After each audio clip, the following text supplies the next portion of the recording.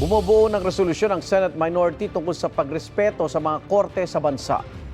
Kasunod ito ng pagtukoy ng Office of the Prosecutor ng International Criminal Court na co-perpetrator umano ni dating Pangulong Rodrigo Duterte sina Senador Bongo at Bato de la Rosa sa war on drugs.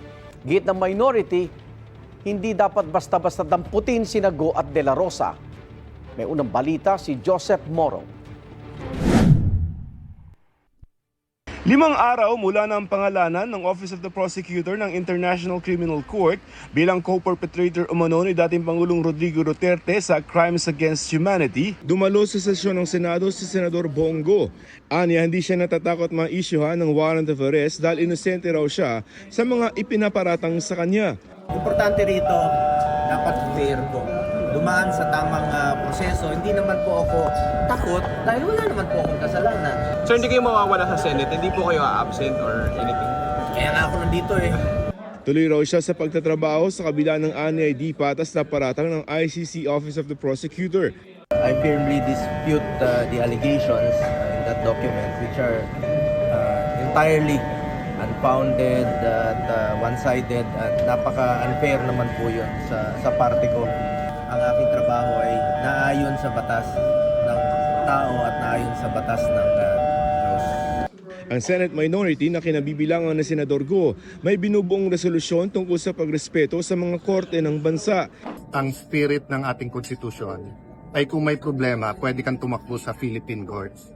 So hindi naman pwede na pag sinabi ng ICC o kahit anong international court na may arrest, dadamputin mo na lang dito, dadalhin mo sa ibang bansa. Kung ganun ang interpretasyon, napakadelikado. Hindi raw dapat automatic ang pagpapatupad ng arrest warrant ng ICC.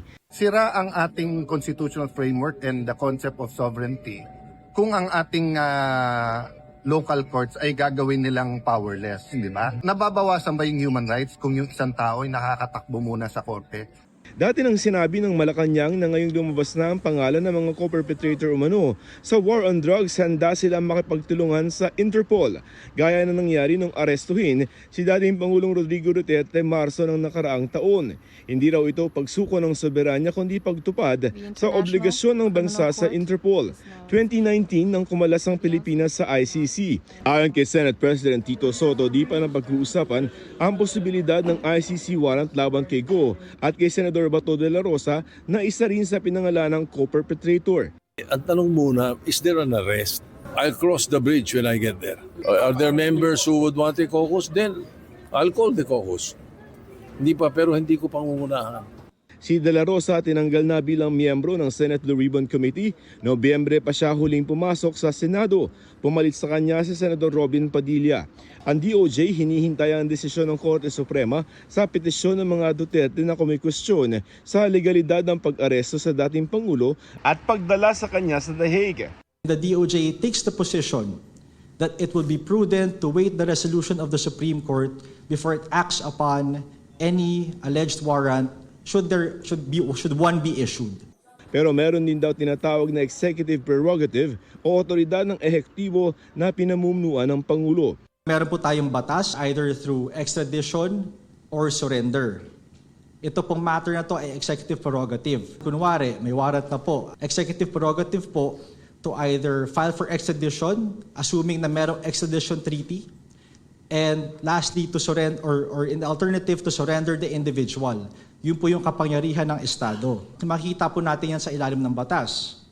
Ayon pa sa DOJ, meron ding responsibilidad ang Pilipinas sa international community. If the Philippines being part of a community of nations, if we do not comply with this obligation, sa mga pagkakataon po kunwari na tayo naman po humingi ng tulong sa Interpol, hindi po tayo ganong kadali pagbibigyan. Primary consideration here is our deference to the Supreme Court. Sa petisyon ng mga anak at taga-suporta ni Duterte sa Supreme Court, illegal umano at walang due process ang sapilitan umanong pagkuha kay Duterte at pag-surrender sa kanya sa ICC.